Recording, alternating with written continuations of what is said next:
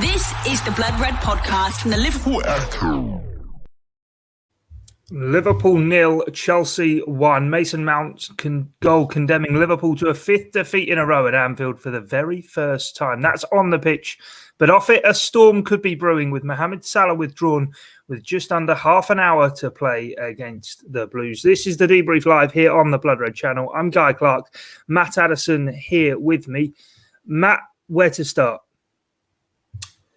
I've no idea, to be honest. It's another defeat, another poor performance, and another game really where Liverpool didn't look like scoring. It took to 85 minutes for Liverpool to have a shot on target, and of course that was the header that went straight at Mendy from Wijnaldum. Apart from that, they just didn't ever look likely, and even that shot, as I say, it was a pretty easy one for the goalkeeper. There's no positives at all, I don't think, to take from that. I mean, Diogo Jota was back. I suppose that's the closest thing that you can sort of push towards it. But I thought Chelsea looked pretty comfortable, to be honest. They had that 1-goal lead. They deserved it. They could have easily had one or two more in the game, and they were just able to sit back and do what other teams have been able to do. And other teams that are not anywhere near as good as Chelsea as well, by the way, who can just sort of sit in and keep hold of what they've got, really. So, look, Liverpool nowhere near what they needed to be, and I think they made it pretty easy for Chelsea tonight. Yeah, I think a lot of people probably thought when Timo Werner was judged offside by VAR that was maybe the let-off, because the warning sign was there, but the warning wasn't heeded by the Reds. No, I mean, look, it's a tactic that's worked for Liverpool, isn't it? This high line, the way that they press up the pitch. And I've seen a lot of people over the last few weeks, obviously without the first-choice centre-backs, without the second, third, fourth, fifth-choice centre-backs. You wonder whether that's a time to change that strategy. For me, it's not the wrong strategy. It's just that Liverpool were not at all pressing as high up the pitch as what they needed to. If you want to play that high line and continue to press forward, that's absolutely fine. But then, the midfielders have got to show a lot more energy. They've got to stop the pass. I mean, I think the goal that was disallowed, I think, comes from a pass from N'Golo Kanté, certainly one of the players deep in that midfield. And the issue is not that Timo Werner is fast, because there's nothing you can do about that. The issue is that Kanté was able to pick up that ball and play it pretty much, without any pressure being on him, without there being any pressure to stop him or put him under any sort of scrutiny in terms of his passing ability. I mean, anybody in the Premier League has got the ability to play that ball over the top if you give them the time and the space to do that. And that, for me, is where it has gone wrong for Liverpool in that regard. I mean, there's plenty of other things that you can go into that were also wrong throughout that game, but the pressing was just a little bit half-baked for the majority of that game. And I was surprised, actually, that Chelsea didn't get in one or two more times. I think they were more than happy to sit in, be a little bit pragmatic, and accept that Liverpool probably weren't going to score. So the one goal was probably going to be enough for them. But you'd fancy if they'd have gone and tried to go for the kill and get one or two more. They probably could have been able to be honest. I don't think it would have been too difficult for them to get in over the top. As I say, not because of Kabak or Fabinho, but more because of the lethargy up in the final third for Liverpool. Let's talk about the big incident then. 62 minutes on the clock, double substitution, the return of Diogo Jota, but that's superseded by Mohamed Salah being withdrawn. What did you make of that?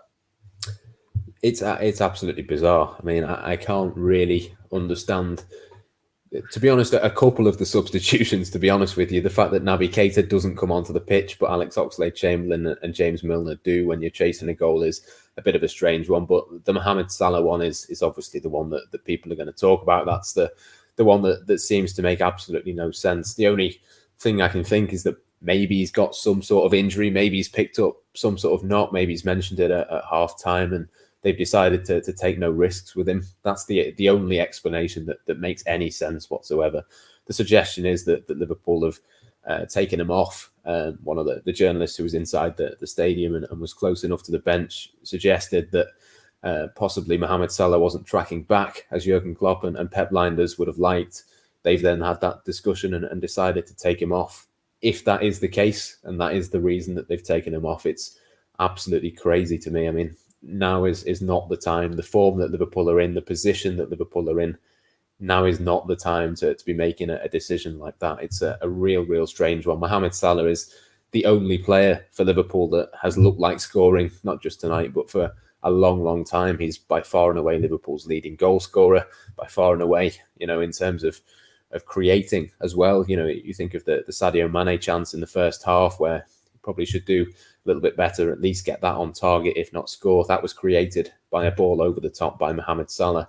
If Liverpool were going to score tonight, it was going to come through Salah. And as soon as you take him off the pitch, I think it just gives the Chelsea defence an easy ride. So if that suggestion is correct, and the reason that he's been brought off is because maybe Liverpool and their coaching staff didn't think he was working hard enough to get back and help Trent Alexander-Arnold defensively. I mean, okay, in the long run, that might work, and it might teach not just Salah, but the other players a lesson in terms of doing that and sticking to the tactical system. But now is not the time to be making a point. Liverpool needed Mohamed Salah on the pitch. And look, I'm sure, Jurgen Klopp will get asked about it post-match and we'll find out more. But at this moment in time, I just cannot get my head around it.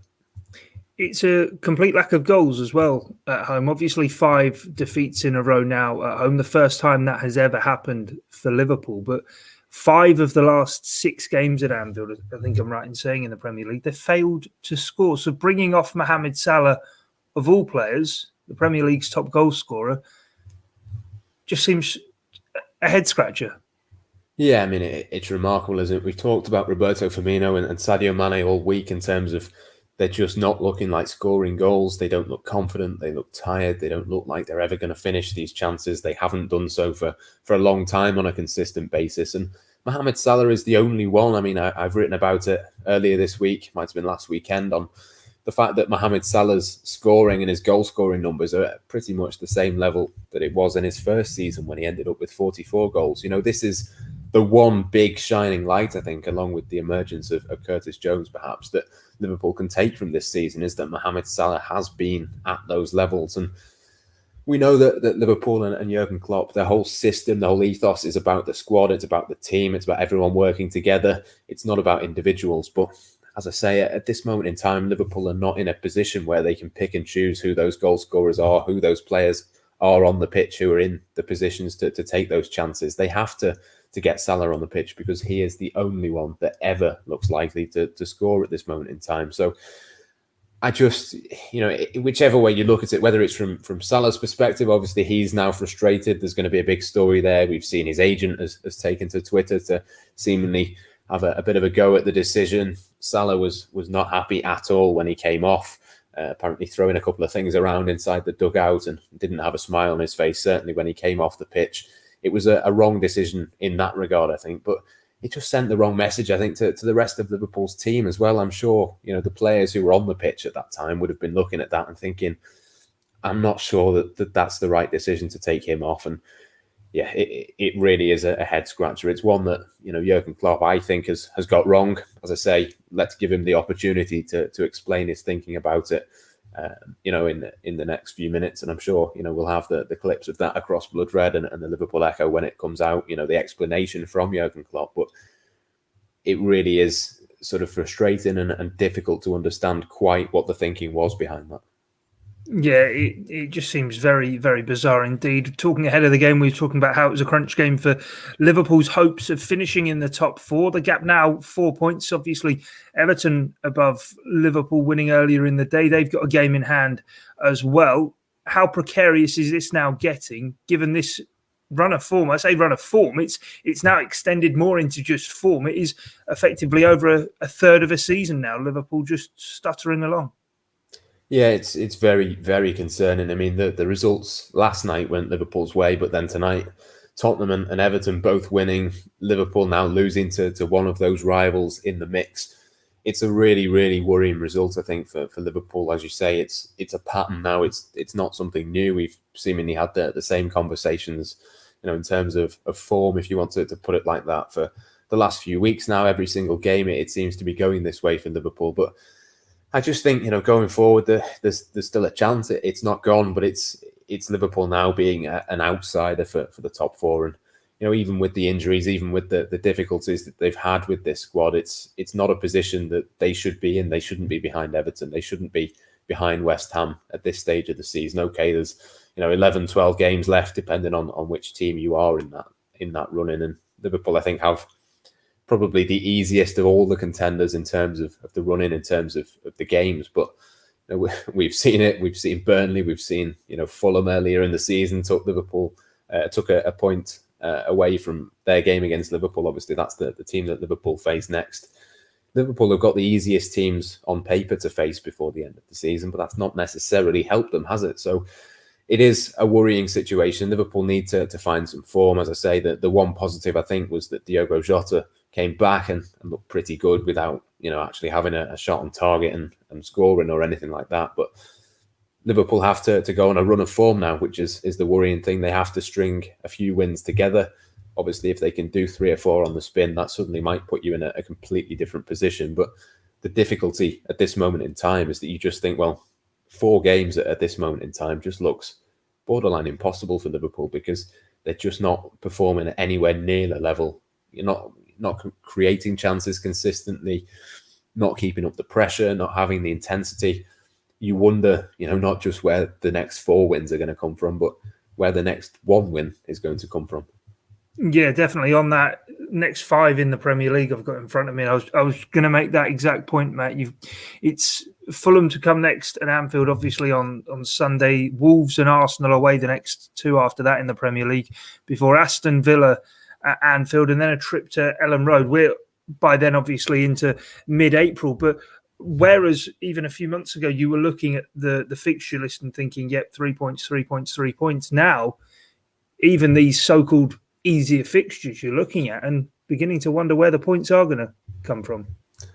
Yeah, I mean, there's no easy games as there in the Premier League, as the saying goes. But I mean, you're looking at every single fixture from now and thinking they could cause Liverpool problems, whether it's a deep defensive line, whether it's a team like Chelsea who are brilliant at stopping other teams creating chances, but also can keep the ball themselves and not one over the top. I mean, if you're Fulham at this moment in time, you're looking at it and you're thinking, well, all we have to do is sit in, which they can do really, really well. They can play a 4 or a 5 at the back. It doesn't matter. They can sit in and make it difficult. And then they've got 1 or 2 players who can knock a ball over the top from midfield into a fast striker. And you're in business against Liverpool at this moment in time. It really is that simple. So, yeah, that's the thing, isn't it? You wonder not just, how poorly Liverpool have been over the last few weeks, but you wonder how that turns around. I think Liverpool need to get a win against Fulham. They need to put a few goals past them and try and find some way of getting that confidence back. But as I say, it just sort of feels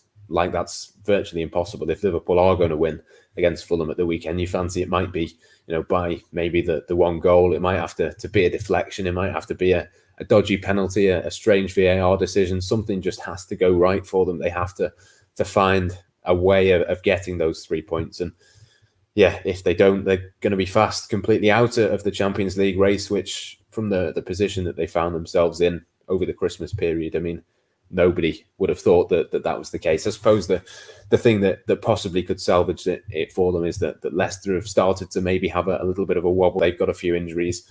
Manchester United as well haven't looked the best, but even them, you're looking at Liverpool now having to overturn, I think, a 7-point gap, and that is not an ideal position to be in with so few matches of the season remaining. No, certainly not. Goals, wins, points, all lacking for Liverpool right now in the Premier League. Stick with us here on the Blood Red channel, though, because Jurgen Klopp's post-match press conference will be coming up. His explanation for why he withdrew Mohamed Salah with just under half an hour to play tonight, as Liverpool fell to a 5th straight home defeat for the first time ever in their history, going down 1-0 to Chelsea. I've been Guy Clark. Matt Addison here with me on the Debrief, live here on the Blood Red channel. Thanks for your time and your company. Until next time, it's bye for now. This is the Blood Red Podcast.